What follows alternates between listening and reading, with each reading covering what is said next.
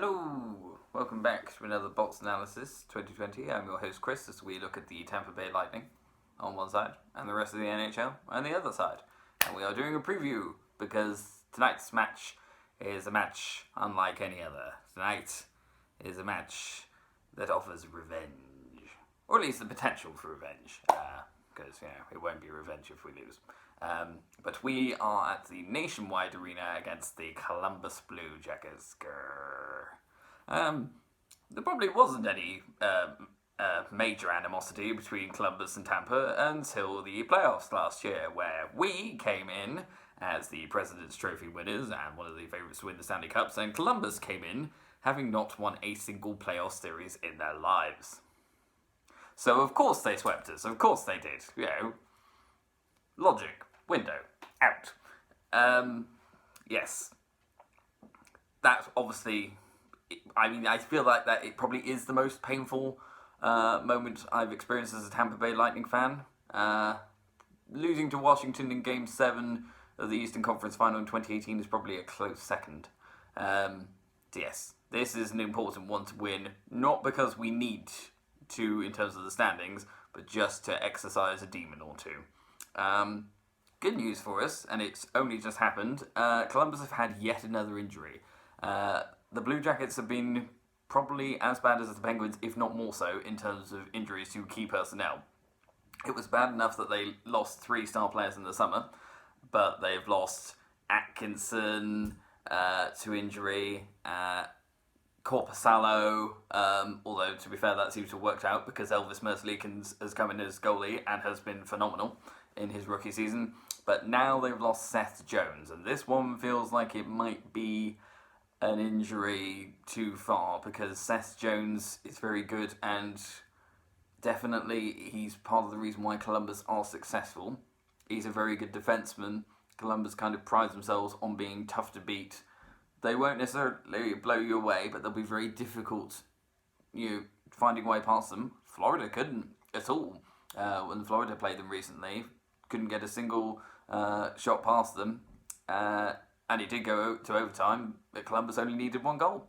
And that was enough. So without Seth Jones, who's also their 4th best player in terms of points, he has 6 goals and 24 assists as it stands. And they don't know when he'll be back, so that's not good. I feel like that's the sort of boost we need, because if they're that little bit weaker in defence, it will be that much easier to unpick the lock.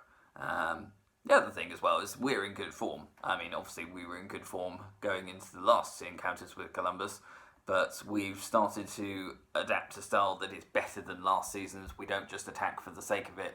We attack, build a lead, and then we smother. And if we can do it against the New York Islanders, I feel like we can probably do it against Columbus. Having said that, it will be difficult to beat Elvis Merzlikins. I've already mentioned that he's been a sensation for Columbus, but it's also worth noting that he is the NHL's first star of the week, just gone, and the 3rd star of the week for the NHL is Andrei Vasilevsky, so I sense a goalkeeping duel. Might not be a huge number of goals tonight, if those two are both playing to their full potential.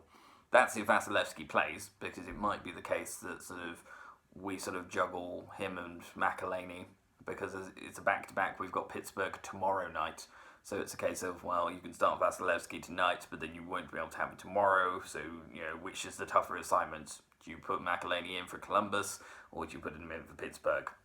It's a tricky one to look at. But I feel like we can get a result here. A win would just help mentally more than anything else. We don't need the win in terms of where we are in the standings. It'd be nice to catch Boston, but we look pretty dialed in for a playoff spot as it stands.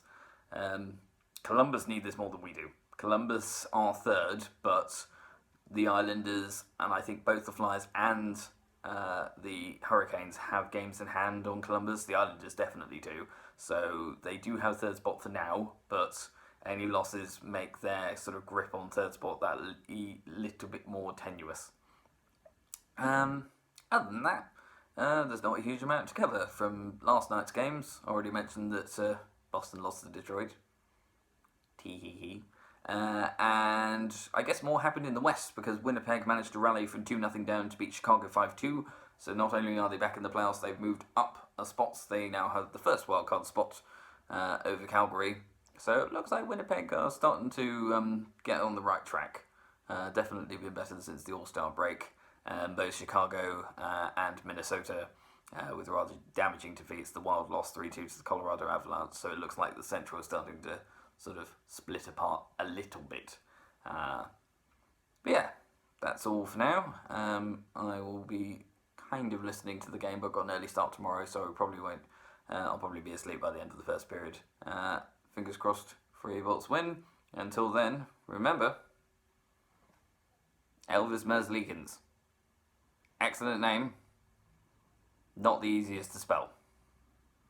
I think everyone's just calling him Elvis, aren't they? Good old Elvis. Of course he's Latvian. What a Latvian name.